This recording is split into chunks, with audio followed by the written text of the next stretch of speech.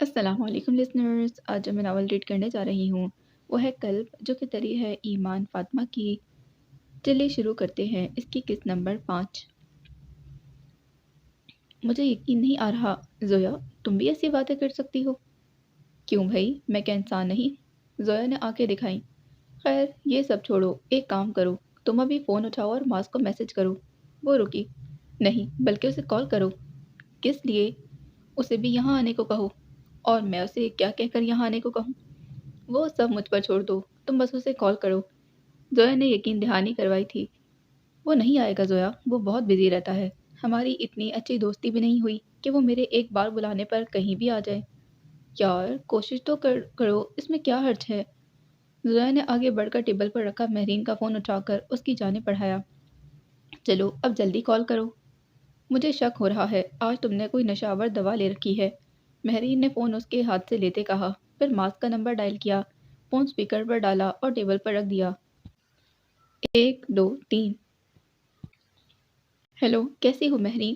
دوسری جانب سے ماسک کی خوشگوار سی آواز ابری تھی۔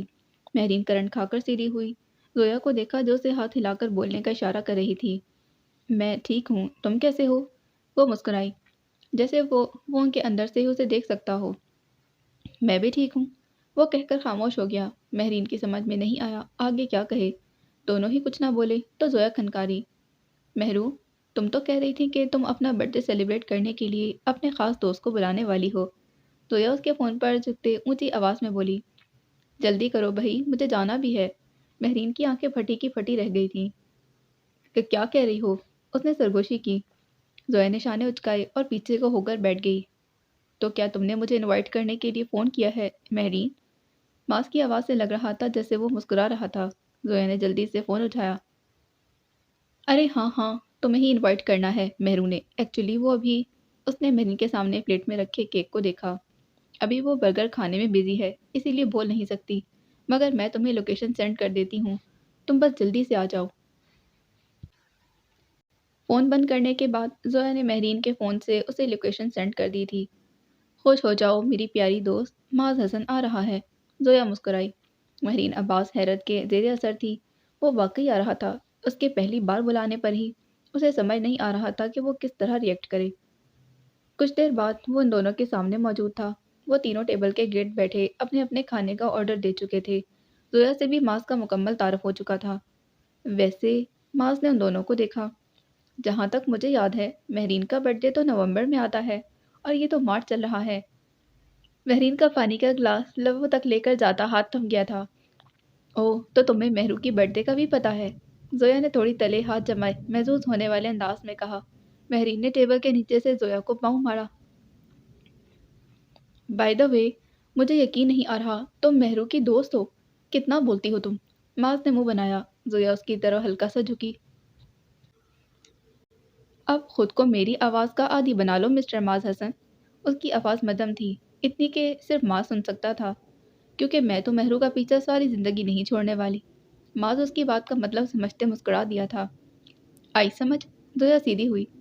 سمجھ گیا زویا، امید کرتا ہوں آئندہ تم بھی مجھے کہیں بلانے کے لیے کوئی اچھا سا بہانہ ڈھونڈو گی۔ معاذ ابروچ کا مسکرایا تھا۔ مہرین بس خاموشی سے ان دونوں کو دیکھ رہی تھی۔ آف کورس، زویا نے ناک سے بکھی اڑائی۔ اتنے میں ویٹر نے وہاں آ کر کھانا رکھا اور ساتھ ایک چاکلیٹ کیک لا کر ٹیبل پر سجا دیا۔ معاذ اس بات سے اچھی طرح واقف تھا کہ یہ برتھ ڈے سے اسے وہاں بلانے کے لیے پلان کی گئی تھی۔ کیک کاٹنے کے دوران معاذ بس خاموشی سے مسکراتے مہرین کو دیکھ رہا تھا، جبکہ زویا برتھ ڈے سانگ گاتی تالیاں بجا رہی تھی۔ کیا مصیبت ہے آمنہ؟ ابھی تو تم ایک فائل لے کر آئی تھی اور اب پھر سے یہ؟ زویا نے انگلیوں سے کنپٹی کو سہلایا۔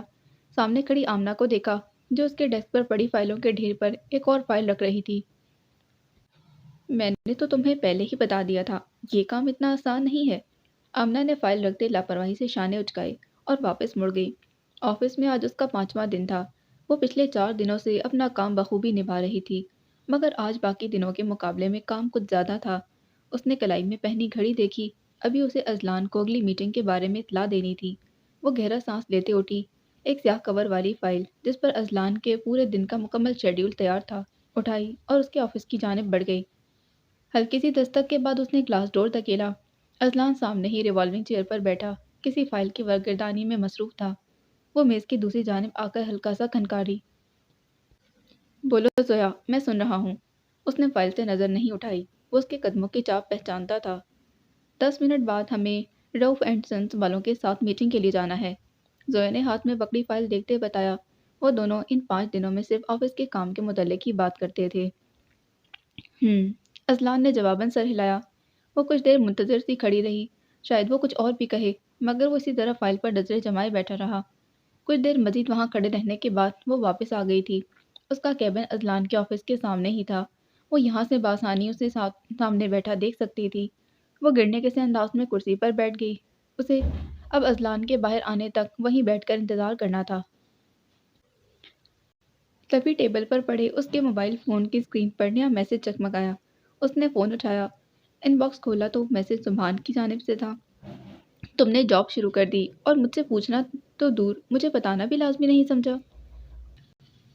اس دن گلی میں ہونے والے واقعے کے بعد اس نے آج زویا کو میسج کیا تھا، اور وہ بھی اس کو بتائے بغیر جواب کرنے کی وجہ سے۔ زویا نے غصے سے فون کی اسکرین کو دیکھا اور میسج ٹائپ کرنے لگی۔ کیا مطلب ہے تمہارا؟ پہلے کون سا ہم ایک دوسرے کے مشورے سے کام کرتے تھے جو میں اب تم سے پوچھتی؟ تم میری منگیتر ہو زویا، تمہارے متعلق ہر بات میرے علم میں ہونا ضروری ہے۔ اوہ ریئلی؟ پھر تو پہلے تم مجھے یہ بتاؤ سبحان کہ کل ریسٹورنٹ کے باہر تم جس لڑکی کی باہوں میں باہیں ڈالے چل رہے تھے وہ کون تھی؟ زویا کا گھر آفس سے 10 منٹ کے فاصلے پر تھا، اسی لیے وہ پیدل ہی گھر جاتی تھی۔ کل اس نے گھر واپسی پر سڑک کنارے سبحان کو کسی لڑکی کے ساتھ چلتے دیکھا تھا۔ جس طرح وہ دونوں ہنستے مسکراتے، ہاتھوں میں ہاتھ ڈالے چل رہے تھے، کوئی بھی انہیں دیکھ کر اندازہ لگا سکتا تھا کہ ان کا آپس میں کیا تعلق ہوگا۔ کچھ دیر دوسری طرف سے کوئی جواب نہ آیا۔ جب زویا کو لگا کہ شاید وہ اب کوئی جواب نہیں دے گا، تبھی اسکرین پر اس کا میسج نمایاں ہوا۔ تم مجھ پر شک کر رہی ہو؟ دیکھو سبحان، میں اس وقت تم سے بحث کے موڈ میں بالکل بھی نہیں ہوں۔ مجھے کوئی فرق نہیں پڑتا تم کیا کرتے پھر رہے ہو کیا نہیں۔ میں صرف اور صرف اتنا چاہتی ہوں کہ تم مجھے میری زندگی میری مرضی سے گزارنے دو۔ تم اپنی زندگی جس طرح چاہے گزارو، میں تمہیں نہیں روکوں گی۔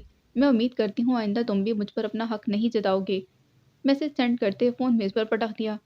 انگلیوں کی پوروں سے کنپٹی سہلائی، سر میں ہلکا ہلکا درد محسوس ہونے لگا تھا۔ اس کے فون پر اب سبحان کی کال آ رہی تھی۔ اس نے نظر انداز کر دیا۔ کیا پرابلم ہے؟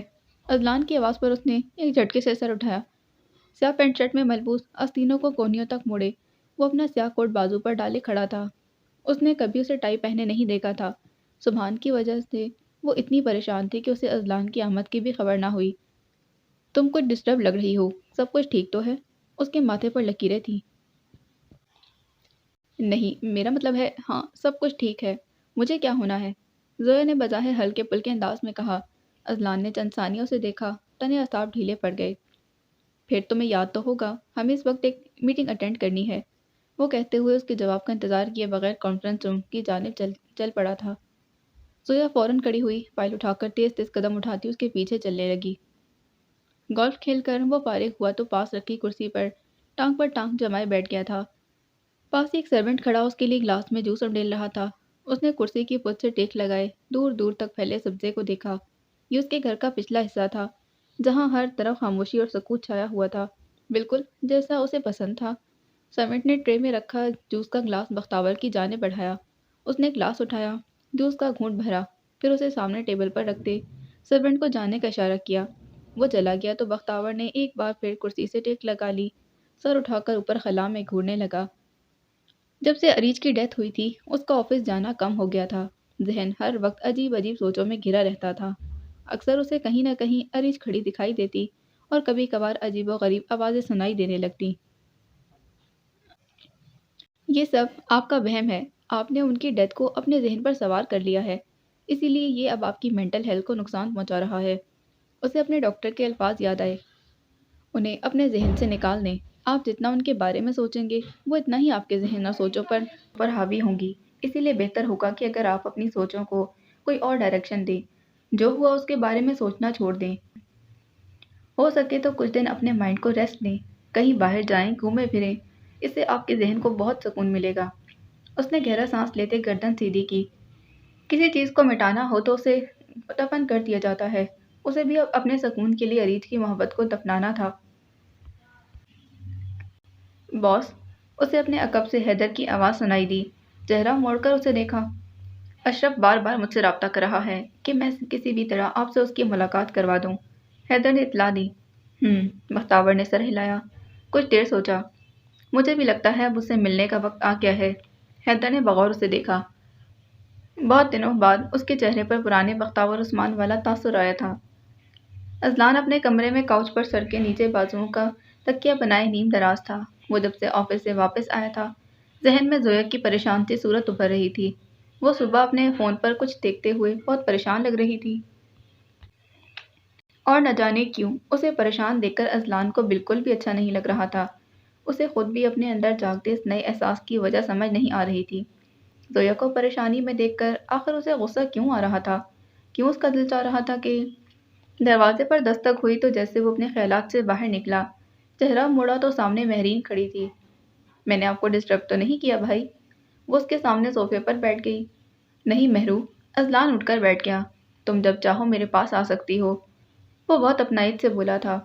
ایکچولی بھائی میں آپ سے پوچھنے آئی تھی۔ خوش لبوں پر زبان پھیری۔ میں کل زویا سے ملنے آفس آ سکتی ہوں؟ آفس؟ تم اس سے ملنا ہے تو کہیں باہر مل لینا۔ باہر کیسے ملوں؟ اس کے پاس اب ٹائم ہی کہاں ہوتا ہے، اور ویسے بھی آپ کو تو پتہ ہے۔ اچھا ٹھیک ہے۔ اذلان نے اس کی بات کاٹی۔ آ جانا کل آفس۔ Thank you. مہرین کھلے دل سے مسکرائی۔ وہ اٹھنے لگی مگر سامنے دیوار پر لگی پینٹنگ پر نظر پڑتے ہی واپس بیٹھ گئی۔ ویسے بھائی آپ کو یہ پینٹنگ کیسی لگی؟ تھوڑی تلے ہاتھ جمائے وہ بہت محویت سے اسے دیکھ رہی تھی۔ ہاں اچھی ہے۔ اذلان بھی اسی پینٹنگ کو دیکھ رہا تھا۔ ایسا پہلی بار ہوا تھا جب اس نے کسی چیز کی کھلے دل سے کسی کے سامنے تعریف کی ہو بھی کیوں نہ، آخر زویا نے جو پینٹ کی ہے۔ زویا کے نام پر اذلان نے حیرت سے گردن موڑ کر مہرین کو دیکھا۔ وہ اس کی طرف متوجہ نہیں تھی، سو وہ جلدی سے اپنی حیرت چھپا گیا۔ تو کیا یہ پینٹنگ زویا نے بنائی ہے؟ ہماری زویا نے؟ آصف کی آواز پر وہ دونوں چونکے تھے۔ وہ دروازے کے پاس کھڑا مسکرا رہا تھا۔ ہماری؟ اذلان زیر لب بڑبڑایا۔ جی آصف بھائی، ہماری زویا نے، مہرین نے ہنستے ہوئے جواب دیا۔ ویسے یہ کتنا اچھا ہے نا کہ زویا کی بنائی ہوئی پینٹنگ تمہارے ہی کمرے میں لگی ہے۔ مہرین کے جانے کے بعد آصف اس پینٹنگ کے سامنے کھڑا کہہ رہا تھا۔ کیا کہنا چاہ رہے ہو؟ یہی کہ جس لڑکی کو اذلان عباس خان اپنی اسسٹنٹ تک بنانے کو تیار نہیں تھا، اس کی بنائی پینٹنگ اپنے کمرے میں لگا رکھی ہے۔ How romantic. بکو مت۔ اذلان نے کشن اٹھا کر اسے مارا جسے وہ ہنستے ہوئے کیچ کر چکا تھا۔ وہ اونچا اونچا کوئی گانا گنگنا رہا تھا جبکہ اذلان اسے مکمل نظر انداز کرتا واپس لیٹ گیا تھا۔ بہت اچھا کیا تم نے آج یہاں آ کر، میں تو سارا دن ہی بور ہو جاتی ہوں۔ زویا نے مہرین کے سامنے کافی رکھتے کہا۔ اسی لیے تو میں آئی ہوں، مجھے پتا تھا میری دوست کا یہاں اکیلے دل نہیں لگتا ہوگا۔ مہرین نے گردن اکڑائی، پھر ٹیبل پر رکھا بیگ کھولا۔ اس میں سے ایک باکس نکالا، اس میں زویا کی پسندیدہ پیسٹریز تھیں۔ یہ میں تمہارے لیے لائی ہوں۔ اس نے باکس کھول کر زویا کے سامنے رکھا۔ اوہ میرو، اسی لیے تو تم میری بیسٹ فرینڈ ہو۔ زویا مسکرائی، باکس میں رکھی چمچ اٹھائی، پیسٹری کا ٹکڑا توڑ کر منہ میں رکھا اور آنکھیں موندے اسے کھانے لگی۔ واہ واہ کیا بات ہے، اس نے پیسٹری کھاتے کہا۔ آنکھیں ہنوز بند تھیں، جیسے کسی اور ہی دنیا میں سیر کو نکلی ہو۔ تبھی اسے محسوس ہوا مہرین خلاف معمول خاموش تھی۔ اس نے آنکھیں کھولی مہرین کے ساتھ کھڑے شخص کو دیکھ کر۔ آنکھیں پھٹی کی پھٹی رہ گئیں۔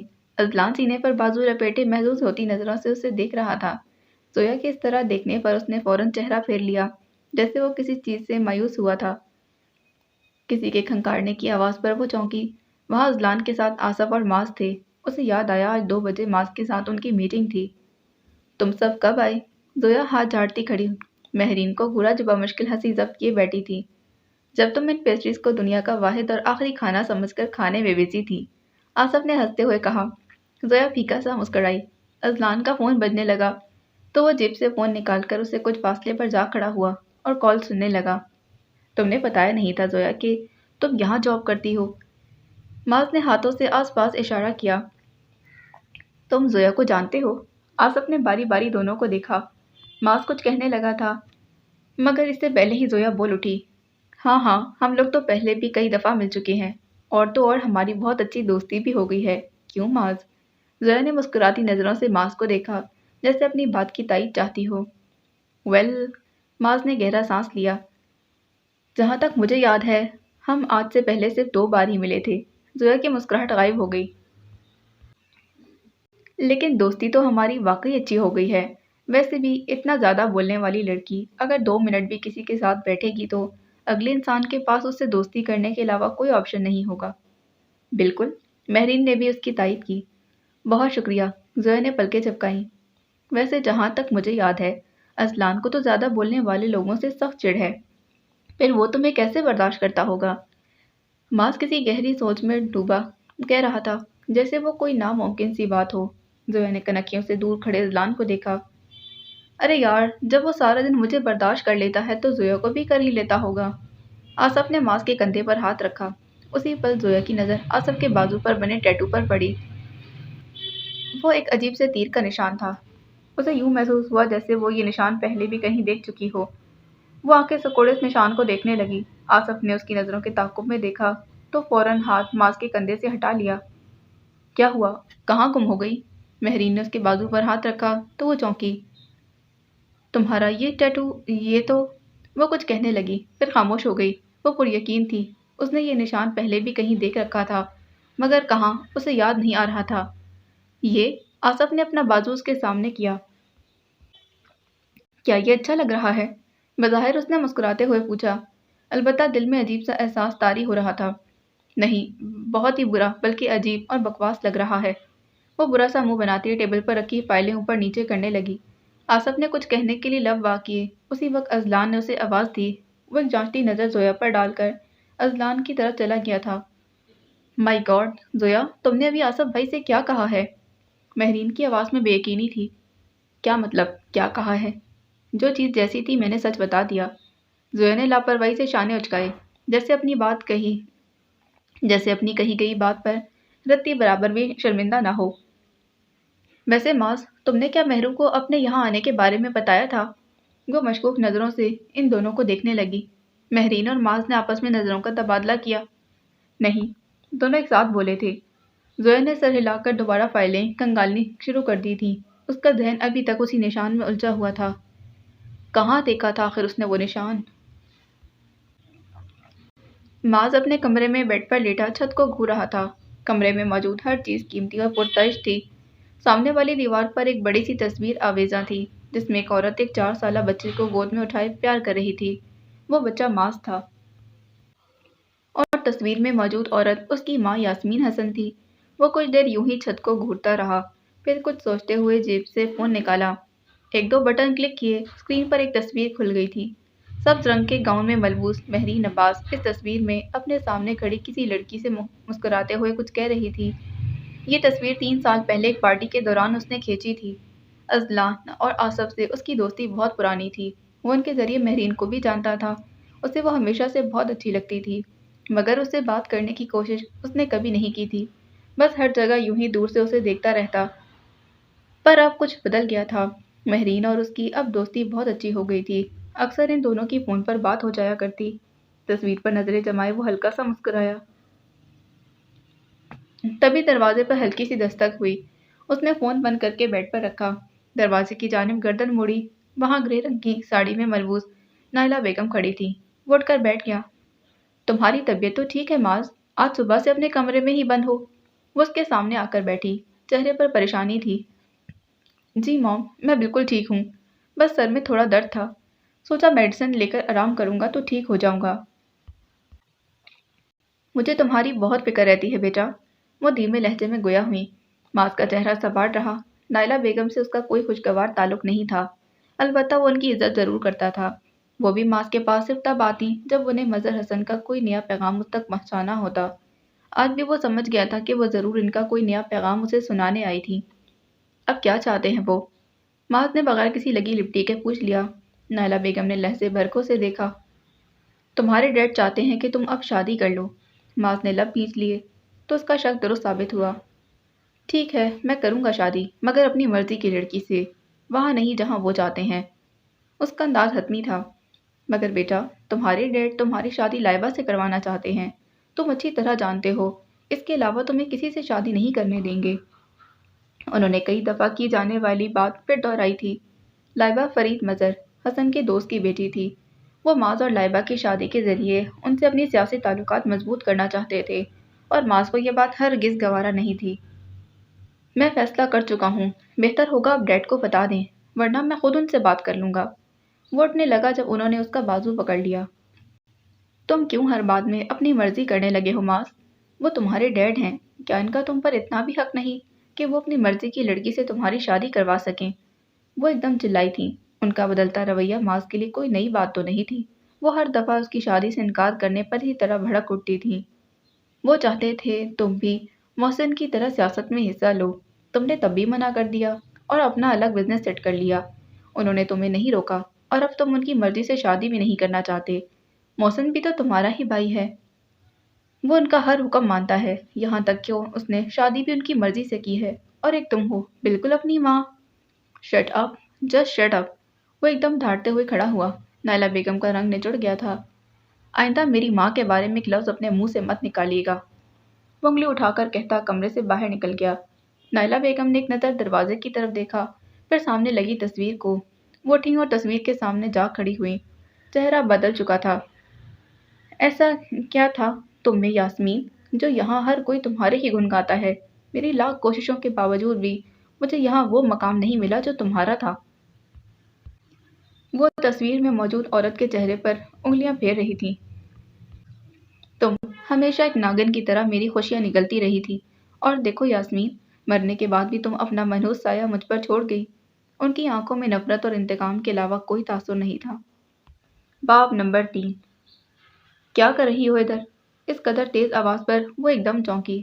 ہاتھ میں پکڑی فائل گرتے گرتے بچی، مڑ کر دیکھا۔ اذلان آفس کے دروازے کے پاس کھڑا آنکھیں سکوڑے اسے دیکھ رہا تھا۔ فائل رکھنے آئی تھی، زویا نے ہاتھ میں پکڑی فائل اوپر کی۔ تمہاری جاسوسی نہیں کر رہی تھی، مدھم آواز میں بڑبڑائی، مگر اتنی کم آواز بھی نہیں تھی کہ اندر آتے اذلان کو سنائی نہ دیتی۔ زویا نے فائل ٹیبل پر رکھی، جانے کے لیے مڑی تو دیکھا اذلان سینے پر بازو لپیٹے اس کے پیچھے کھڑا تھا۔ زویا نے ابرو اچکائے۔ تم یہ بات بھول نہیں سکتی؟ وہ اپنی گہری نیلی آنکھیں اس کے چہرے پر جماتے ہوئے بولا۔ کون سی بات؟ جاسوس والی؟ معافی مانگ رہے ہو؟ نہیں، بس ایک بات کہہ رہا ہوں۔ مطلب ریکویسٹ کر رہے ہو؟ زویا نے خود ہی نتیجہ اخذ کیا۔ نہیں، اذلان نے تیزی سے کہا، پھر ایک گہری سانس خارج کی۔ یو نو وٹ، بھول جاؤ۔ بھئی، میں نے کچھ دیر پہلے جو بھی کہا وہ سب بھول جاؤ۔ وہ سائڈ سے گزرتے ہوئے اپنی ریوالونگ چیئر پر آ بیٹھا، سامنے رکھی فائل اٹھا کر کھولی۔ زویا کا منہ کھل گیا، آنکھوں میں غصہ اتر آیا تھا۔ تمہیں پتہ ہے تمہارے ساتھ مسئلہ کیا ہے؟ سینے پر بازو لپیٹے اسے مخاطب کیا۔ کہنے کو اس کا باس تھا، پھر بھی اسے آپ کہنے کا تکلف نہیں کرتی تھی۔ وہ تو بہت سارے ہیں، تم کس مسئلے کی بات کر رہی ہو؟ فائل سے نظریں ہٹائے بغیر بولا۔ تمہاری اکڑ کی۔ وہ تو واقعی ایک بڑا مسئلہ ہے۔ اس نے فائل کا صفحہ پلٹتے سر ہلایا۔ اور یقین جانو زویا، اگر اس وقت میں اس اکڑ کے ہاتھوں مجبور ہو گیا نا، اس نے سر اٹھا کر زویا کو دیکھا، تو اگلے 5 منٹوں میں تمہاری جگہ کسی اور کو دے سکتا ہوں۔ یہ؟ زویا نے چٹکی بجائی۔ آ گئے تم واپس؟ وہ ہنسی۔ ویسے میں سوچ رہی تھی، مجھے ایک ہفتے سے زیادہ ٹائم ہو گیا ہے جاب کرتے، اور تم نے ایک بھی دفعہ مجھے ڈرانے دھمکانے والی کوئی بات نہیں کی، پر دیکھو وہ آگے آ گئی۔ By the way, welcome back. اس نے اپنا دایاں ہاتھ اذلان کی جانب بڑھایا۔ آپ سے دوبارہ مل کر خوشی ہوئی، اسٹون مین۔ معصومیت سے پلکیں جھپکائیں۔ آفس کے باقی لوگ اسے اسی نام سے پکارتے تھے، مگر آج تک اس کے سامنے یہ نام لینے کی کسی کی ہمت نہ ہوئی تھی۔ پر زویا کی بات اور تھی، وہ آفس کے باقی لوگوں میں شمار نہیں ہوتی تھی۔ اذلان کی نظر اس کے ہاتھ سے ہوتے اس کے چہرے تک گئی، وہ مسکرا رہی تھی۔ وہ اس لڑکی پر غصہ نہیں ہو سکتا تھا۔ اس لمحے اس پر انکشاف ہوا۔ یہ سب کیا ہے؟ ایک آئیبرو اچکایا۔ وہ اس کی باتوں سے محظوظ ہوا، مگر چہرے پر کوئی تاثر نہیں آنے دیا۔ زویا نے گہری سانس خارج کی، اپنا بڑا ہوا ہاتھ نیچے گرا لیا۔ اس آدمی پر کسی بات کا اثر نہیں ہونے والا تھا۔ اس سے پہلے کہ کچھ کہتی، انٹرکام کی گھنٹی بجنے لگی۔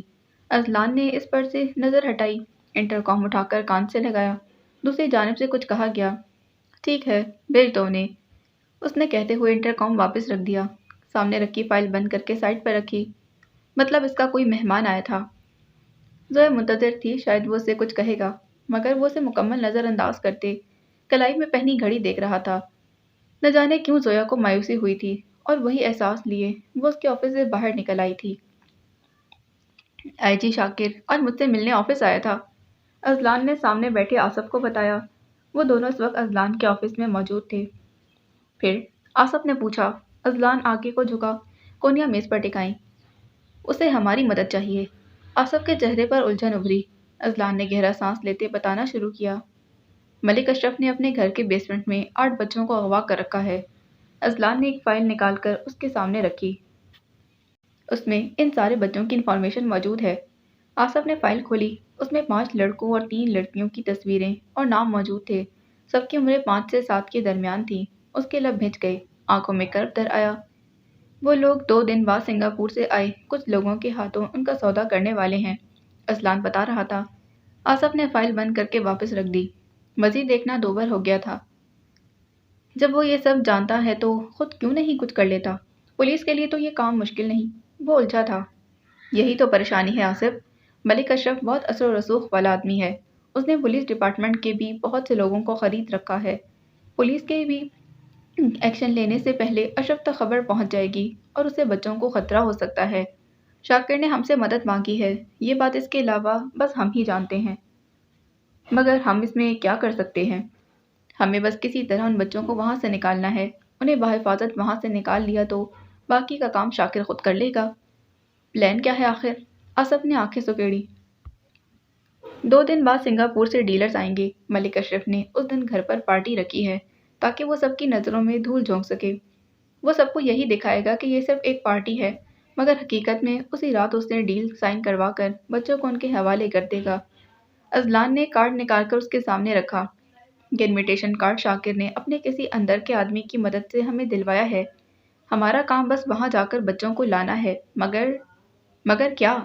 ہمیں اپنے ساتھ کسی تیسرے انسان کی بھی ضرورت ہوگی تاکہ جب ہم پارٹی سے غائب ہوں وہ کسی طرح سے سب کا دھیان بٹا سکے، تاکہ کوئی غائب ہونے کا نوٹس ہی نہ لے سکے۔ آصف نے اس کی بات مکمل کی۔ اذلان نے اس بات میں سر ہلایا۔ پر اس کے لیے ہمیں کسی قابل بھروسہ شخص کی ضرورت ہوگی، کوئی ایسا جس پر کسی کو شک نہ ہو۔ اذلان نے کرسی کی پشت سے ٹیک لگائی۔ ایسا تو صرف عمیر ہے، مگر وہ تو فی الحال کراچی میں ہے اور… وہ بھی بول ہی رہا تھا جب دروازہ ہلکی سی دستک کے بعد کھلا۔ زویا فائلوں کا ڈھیر اٹھائے اندر داخل ہوئی۔ وہ خاموش ہو گئے۔ زویا آگے آئی، فائلیں میز پر رکھنے کے بعد انہیں ترتیب سے جوڑنے لگی۔ آصف زویا کو دیکھتے ہوئے کسی گہری سوچ میں ڈوب گیا تھا۔ اذلان نے گلا صاف کیا۔ قابل بھروسہ شخص، آصف بڑبڑایا، آنکھوں میں زویا کی جانب اشارہ کیا۔ بالکل بھی نہیں۔ اذلان نے سیدھے ہوتے ہوئے ٹیبل پر ہاتھ مارا۔ زویا نے ایک دم چونک کر سینے پر ہاتھ رکھا۔ کیا ہوا؟ خوفزدہ نگاہوں سے باری باری ان دونوں کو دیکھا۔ ارے کچھ نہیں زویا، تم تو ڈر ہی گئی، میں تمہیں بتاتا ہوں۔ آصف نے کنکیوں سے اذلان کو دیکھا جو کھا جانے والی نظروں سے اسے گھور رہا تھا۔ بلکہ ایسا کرو، ہم تینوں کے لیے کافی لے کر آؤ، پھر تفصیل سے بیٹھ کر بات کرتے ہیں۔ وہ کھلے دل سے مسکرایا۔ ایسی کون سی بات ہے؟ وہ مشکوک نظروں سے انہیں دیکھ رہی تھی۔ کہہ تو رہا ہوں بتاؤں گا، جاؤ پہلے کافی تو لے کر آؤ۔ آصف کی بات پر اس نے سر ہلایا، فائلیں وہیں چھوڑی اور باہر چلی گئی۔ ہم زویا کو اس سب میں شامل نہیں کر سکتے۔ اذلان ابھی بھی ماننے سے انکاری تھا۔ اس بارے میں زیادہ مت سوچو، ہمیں کسی قابل بھروسہ شخص کی ضرورت ہے اور میری نظر میں زویا کے علاوہ فی الحال کوئی بھی نہیں۔ ویسے بھی وہ تمہاری اسسٹنٹ ہے، پارٹی میں تمہارے ساتھ جائے گی تو کسی کو شک بھی نہیں ہوگا۔ آصف نے کندھے اچکائے، اطمینان سے کہا۔ کچھ دیر بعد وہ تینوں آمنے سامنے بیٹھے تھے۔ ٹیبل پر 3 کافی کے بھاپ اڑاتے مگ رکھے تھے۔ اذلان خاموشی سے آصف کو دیکھ رہا تھا، جو پچھلے 5 منٹ سے اسی کشمکش میں تھا کہ بات شروع کہاں سے کرے۔ تم دونوں نے کوئی بات کرنی بھی ہے یا صرف اپنا اور میرا ٹائم ویسٹ کر رہے ہو؟ زویا نے سینے پر بازو لپیٹے۔ وہ… آصف نے گلا صاف کیا۔ بات دراصل یہ ہے، ہمیں تم سے ایک فیور چاہیے۔ وہ مسکرایا، کنکیوں سے ٹیبل پر پڑے کافی کے مگ دیکھے۔ جیسی زویا تھی، اسے شک تھا کہ اگلے 2 منٹ میں یہ کافی کے مگ اس کے چہرے پر آ گریں گے۔ اس نے جھنجھری لی، اٹھ کر کافی کے مگ زویا کی پہنچ سے دور رکھے۔ زویا عجیب نظروں سے اس کی حرکتوں کو نوٹ کر رہی تھی۔ کیسا فیور؟ وہ الجھی۔ میں بتاتا ہوں۔ اب کی بار اذلان بولا تھا۔ آصف تو شاید 3 دنوں میں بات مکمل کرنے کا ارادہ رکھتا تھا۔ آصف کا… میرا مطلب ہے ہمارا ماننا یہ ہے کہ تم ایک قابل بھروسہ لڑکی ہو، تو تم ہماری مدد کر سکتی ہو، تمہیں بس کرنا یہ ہے۔ وہ 1.5 گھنٹہ بیٹھ کر اسے ساری بات اور پلان سمجھاتا رہا۔ اس کی توقع کے برعکس وہ بہت سنجیدگی سے اس کی بات سنتی رہی تھی۔ آخر میں ان کی مدد کرنے کے لیے رضامند بھی ہو گئی تھی۔ وہ نہیں جانتے تھے مگر زویا کامران ایسے لوگوں کا دکھ بہت اچھی طرح سمجھ سکتی تھی جنہیں اغوا کر کے ان کے خاندان والوں سے جدا کر دیا جاتا تھا۔ پر کیا واقعی وہ نہیں جانتے تھے؟ آر یو شور تم ان سب کا دھیان بھٹکا پاؤ گی؟ زویا کے کان میں لگے ایئر پیس میں سے اذلان کی آواز گونجی۔ اس نے آس پاس نگاہ دوڑائی۔ پورا ہال مہمانوں سے بھرا ہوا تھا۔ وہ ملک اشرف کے گھر ہونے والی پارٹی میں موجود تھے۔ زویا نے مسٹرڈ کلر کی ہلکی سی امبرائڈری والی لانگ شرٹ اور کھلے پائچوں والا ٹراؤزر پہن رکھا تھا۔ دوپٹہ ہمیشہ کی طرح گردن میں جھول رہا تھا۔ کانوں میں گولڈن ٹاپس، چہرے پر ہلکا سا میک اپ اور بال کمر پر پھیلا رکھے تھے۔ ہاں میں سنبھال لوں گی۔ اس نے ایک نظر دور کھڑے اذلان پر ڈالی۔ بظاہر وہ جوس کا گلاس لبوں سے لگائے کھڑا تھا۔ دور سے دیکھنے والا اندازہ نہیں لگا سکتا تھا کہ وہ بول رہا تھا۔ گڈ 3 منٹ بعد آصف یہاں کے سارے کیمرے ہیک کر لے گا۔ ہمارے پاس صرف 12 منٹ ہوں گے۔ زویا نے اس کی بات مکمل کی۔ 2 دن سے یہ سارا پلان بار بار سن کر اسے رٹ گیا تھا۔ اس نے کلائی میں پہنی گھڑی دیکھی۔ ابھی 1.5 منٹ باقی تھا۔ اس کا دل زور زور سے دھڑک رہا تھا۔ وہ بظاہر مضبوط بنی ہوئی تھی پر اندر سے خوفزدہ تھی۔ آج سے پہلے کبھی ایسا کوئی کام نہیں کیا تھا۔ اگر وہ ان سب کی توجہ نہ بٹا پائی تو؟ اگر اس نے کچھ گڑبڑ کر دی تو؟ جاؤ زویا ابھی۔ اذلان کی آواز پر اس نے ہلکا سا سر ہلایا۔ ہاتھ میں پکڑا گلاس ٹیبل پر رکھا اور سامنے کو چل دی۔ نظر سامنے سے آتے ویٹر پر تھی۔ آس پاس بہت سے لوگ آپس میں باتوں میں مگن تھے۔ پارٹی کی روشنی میں ہلکی ہلکی میوزک کی آواز شامل تھی۔ زویا نے تھوک نکلی، قدموں کی رفتار تیز کر دی۔ سامنے سے آتا ویٹر اپنے ہی دھیان میں چل رہا تھا جب وہ پوری قوت سے اسے ٹکرائی۔ ویٹر کے ہاتھ سے ٹرے چھوٹی تھی۔ اس میں موجود گلاس فرش پر جا گرے۔ ایک گلاس زویا کے ہاتھ سے ٹکرا کر نیچے گرا تھا مگر اس نے اس طرف دھیان نہیں دیا۔ ذرا سی تکلیف بھی ہوئی تھی۔ یہ کیا کر دیا تم نے اندھے انسان؟ وہ بہت زور سے چلائی تھی۔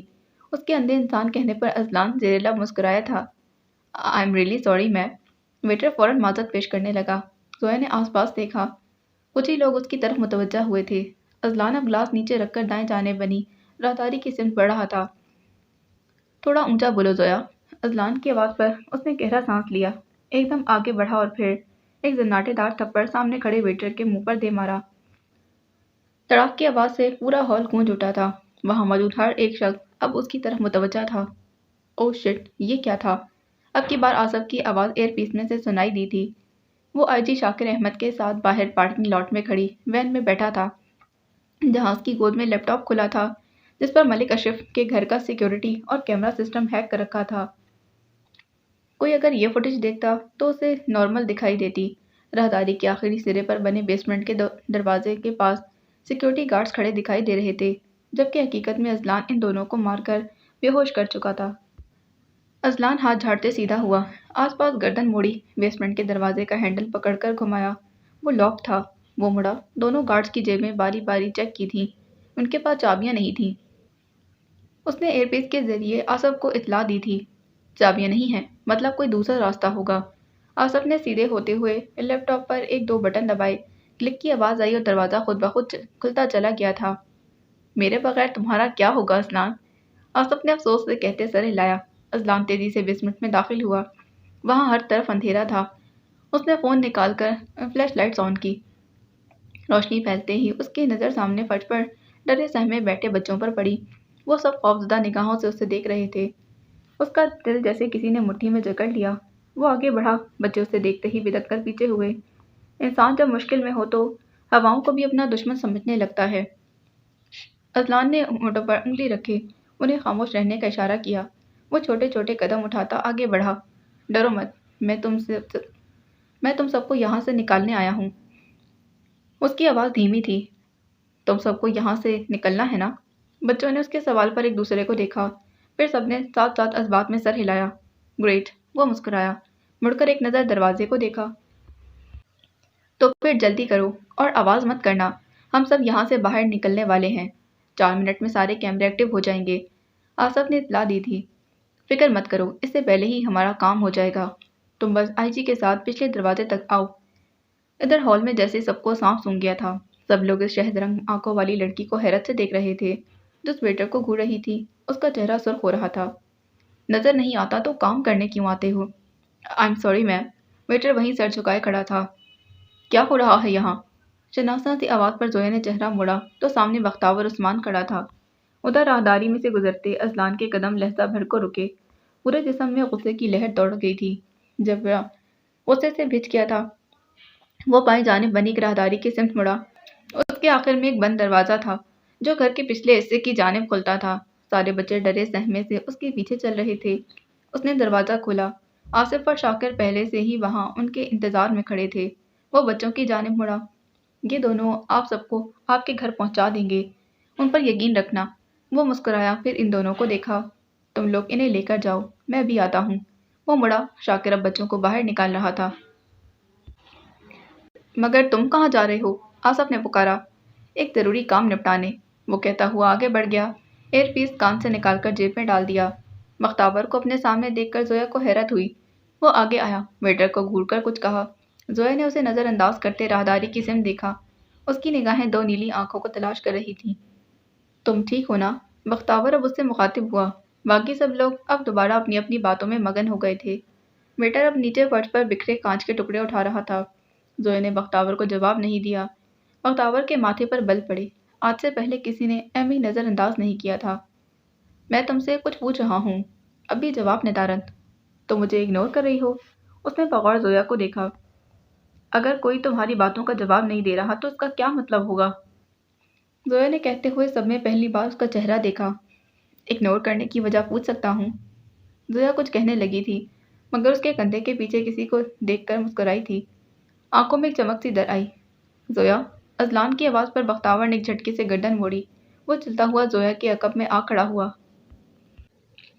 तुम ठीक तो हो? वो परेशान लग रहा था। उसने बगौर जोया का जायजा लिया। जोया ने इस बात में सर हिलाया। अजलान को देखकर इस कदर खुशी का एहसास उसे कभी नहीं हुआ था जैसा इस वक्त हो रहा था। तुम यहाँ क्या कर रहे हो? बख्तावर ने माथे पर बल डाले पूछा। अजलान ने चेहरा मोड़कर उसे देखा। तुम्हें कितनी बार कहा है मेरे सामने मत आया करो। जब जब तुम्हें देखता हूँ मेरा खून खौलने लगता है। अजलान के चेहरे के गिर्द सख्ती थी। बख्तावर तंजिया मुस्कुराया। माहौल में अजीब सा तनाव फैल गया था। खून तो तुम्हारा अपनी शक्ल को देखकर खौलना चाहिए या फिर अपने उस भाई को जिस अपनी बकवास बंद करो बख्तावर। अजलान दबे दबे गुस्से से गुर्राया था। जोया को उनकी बातें समझ में नहीं आ रही थी मगर वो इतना ज़रूर जान गई थी कि उनकी दुश्मनी के पीछे कोई बहुत बड़ा राज छुपा था। बख्तावर एक बार फिर हंसा फिर जोया को देखा। वैसे तुमसे मिलकर अच्छा लगा जोया। आखिरी लफ्ज़ पर जोर दिया। अजलान की आंखों में गुस्सा उतरा था। उम्मीद करता हूँ दोबारा मुलाकात होगी। उसने मुस्कुराते हुए अपना हाथ जोया की जानिब बढ़ाया। जोया की नज़र उसके बड़े हुए हाथ से होते उसकी कलाई तक गई थी और वहीं जम गई थी। वहाँ बिल्कुल वैसा ही निशान बना हुआ था जो उसने कुछ दिन पहले आसफ के बाजू पर देखा था। चलो जोया, हमें वापस जाना है। अजलान ने गैर इरादी तौर पर जोया का हाथ पकड़ा और इसीलिए बाहर की जानिब बढ़ गया था। हॉल के दूसरे सिरे पर खड़ा एक वजूद इन दोनों के हाथों को देखकर मुस्कुराया था। पार्किंग लॉट में पहुंचकर अजलान ने उसका हाथ छोड़ दिया था। तभी जोया को एहसास हुआ कुछ देर पहले ग्लास लगने के बायस उसके अंगूठे पर हल्का सा कट लग गया था। अजलान की गाड़ी के पास पहुंचे तो आसफ पहले से ही वहां पेंडुलम की तरह चक्कर काटता दिखाई दे रहा था। इन दोनों को देखा तो फौरन अजलान की जानिब लपका। क्या कह रहा था वो? आसफ के उस वो का मतलब वो दोनों ही जानते थे। जोया आसफ की आवाज़ पर हैरान हुई थी। वो गुस्से में लग रहा था। जोया को बेख्तियार ही वो टैटू याद आया था। कुछ नहीं, बस हमेशा की तरह फजूल बोल रहा था। तुम बताओ, काम हो गया? अजलान ने उसे मौजू से हटाना चाहा। हाँ, आईजी बच्चों को लेकर जा चुका है। कल तक सारे बच्चे सही सलामत अपने अपने घरों में होंगे। आसफ के चेहरे पर मुस्कुराहट डर आई थी। जोया ने दिल ही दिल में खुदा का शुक्र अदा किया। आखिर को उन बच्चों के घर वालों को सब अजियत से नहीं सहना पड़ेगी जो इतने सालों से वो सहती आई थी। तुम घर जाओ। अजलान ने आसफ के कंधे पर हाथ रखा। मैं जोया को छोड़कर आता हूँ, फिर बात करेंगे। आसफ ने सर हिलाया। जोया की जानिब मुड़ा। थैंक यू जोया, तुम्हारे बगैर ये नामुमकिन था। तुम्हारा भी शुक्रिया आसफ, मुझ पर भरोसा करने के लिए। आसफ के जाने के बाद अजलान ने उसे देखा। चलें। जोया ने इस बात में सर हिलाया। वो फ्रंट सीट का दरवाज़ा खोलकर बैठी तो देखा अजलान ड्राइविंग सीट पर बैठा था। सामने फर्स्ट एड बॉक्स खोल रखा था। اپنا ہاتھ سامنے کرو زویا، وہ وقت کو کھنگالتے بولا۔ کیوں؟ زویا کے ابرو اوپر کو اٹھے۔ اذلان نے چہرہ اٹھایا۔ کیونکہ تمہارے انگوٹھے پر کٹ لگا ہے۔ اب کی بار وہ چند لمحے حیرت کے مارے کچھ بول ہی نہ سکی تھی۔ وہ کٹ کوئی اتنا نمایاں تو نہیں تھا کہ کسی کو بھی نظر آ جاتا، اور اس نے تو ایک بار بھی اس کی جانب نہیں دیکھا تھا۔ پھر اسے کیسے پتا چلا؟ میری آنکھیں چھوٹی سے چھوٹی ڈیٹیل کو بہت غور سے دیکھتی ہیں۔ وہ جیسے اس کا دماغ پڑھ رہا تھا۔ میں چیزوں کو دیکھتا ہوں، انہیں آبزرو کرتا ہوں۔ اس نے آگے بڑھ کر زویا کا دایاں ہاتھ پکڑ کر اپنے سامنے کیا۔ انگوٹھے پر ہلکا سا زخم تھا جس میں سے خون نکل رہا تھا۔ تم وہاں کھڑی بظاہر مسکرا رہی تھی، مگر تمہیں زخم سے تکلیف ہو رہی تھی۔ تم اپنی تکلیف چھپا رہی تھی۔ وہ کاٹن سے اس کا زخم صاف کر رہا تھا۔ مگر تمہاری آنکھیں تمہارا درد چھپانے میں ناکام ہو رہی تھیں، اور کوئی دوسرا تمہاری تکلیف کو دیکھ پاتا یا نہیں، میں ضرور دیکھ سکتا ہوں زویا۔ زویا کا دل کسی نے مٹھی میں لے کر دبایا۔ وہ ایسے دل روک دینے والی بات اتنے اہم سے انداز میں کیسے کہہ سکتا تھا؟ زخم اتنا گہرا نہیں تھا، وہ مشکل بولنے کے قابل ہوئی تھی۔ جو زخم تکلیف دے وہ گہرا ہی ہوتا ہے۔ وہ اس کے انگوٹھے پر بینڈیج لگاتے ہوئے بولا۔ اسے چھپا کر درد سہنے سے بہتر ہے اس کا صحیح وقت پر علاج کر لیا جائے، ورنہ بعد میں کوئی بڑا مسئلہ بن جاتا ہے۔ وہ نرمی سے کہہ رہا تھا۔ کچھ باتیں واقعی ایسی ہوتی ہیں جنہیں ہم دوسروں سے چھپاتے ہیں اور بعد میں اس کی وجہ سے کسی بڑے مسئلے کا شکار ہو جاتے ہیں۔ لو، ہو گیا۔ اذلان نے اس کا ہاتھ چھوڑ دیا تھا۔ Thank you. زویا نے بینڈیج پر انگلی پھیری۔ اذلان نے ایک نظر اسے دیکھا، پھر سر ہلایا۔ سامنے رکھا فرسٹ ایڈ باکس بند کر کے پچھلی سیٹ پر رکھ دیا۔ گاڑی سٹارٹ کر کے سڑک پر ڈال دی۔ گاڑی میں اب خاموشی چھائی تھی۔ زویا ونڈو اسکرین کے پار دوڑتے درختوں کو دیکھ رہی تھی۔ گاڑی اسی طرح سڑک پر رواں دواں تھی جب اذلان کا فون بجنے لگا۔ ایک ہاتھ اسٹیئرنگ وہیل پر رکھے دوسرے ہاتھ سے جیب سے فون نکالا۔ اسکرین پر جگمگاتا نام دیکھ کر ماتھے پر بل پڑے۔ مسز شاہد نثار اسے کال کر رہی تھیں۔ وہ بھی اس وقت۔ اس نے کال اٹینڈ کی، فون کان سے لگایا۔ دوسری جانب سے اجلت میں کہا گیا۔ گاڑی ایک جھٹکے سے رکی۔ زویا نے ڈیش بورڈ پر ہاتھ رکھ کر خود کو سنبھالا۔ کیا ہوا ہے انہیں؟ اس کی آواز میں پریشانی تھی۔ دوسری طرف سے پھر کچھ کہا گیا۔ ٹھیک ہے، آپ ٹینشن مت لیں، میں بس 5 منٹ میں پہنچ رہا ہوں۔ اس نے فون کان سے ہٹایا۔ گاڑی سٹارٹ کرتے لہجے بھر کو وہ رکا، گردن ترچھی کی۔ زویا لب بھینچ کر اسے دیکھ رہی تھی۔ سب ٹھیک تو ہے؟ زویا نے اسے دیکھتے ہی پوچھا۔ اذلان نے نفی میں سر ہلایا۔ ایک ایمرجنسی ہے، سوری مگر مجھے ابھی وہاں جانا ہوگا، پر اگر تم انکمفرٹیبل ہو تو میں پہلے تمہیں تمہارے گھر چھوڑ دیتا ہوں۔ نہیں، مجھے کوئی پرابلم نہیں ہے، زویا نے یقین دہانی کرائی۔ اذلان نے کچھ لمحے اسے دیکھا، پھر گاڑی سٹارٹ کر دی۔ باقی اگلی قسط میں جانے سے پہلے چینل کو سبسکرائب کریں، ویڈیو کو لائک کریں، بیل آئیکن کو پریس کرنا ہرگز نہ بھولیں۔ ملتے ہیں اس کی اگلی ایپیسوڈ میں۔ اللہ حافظ۔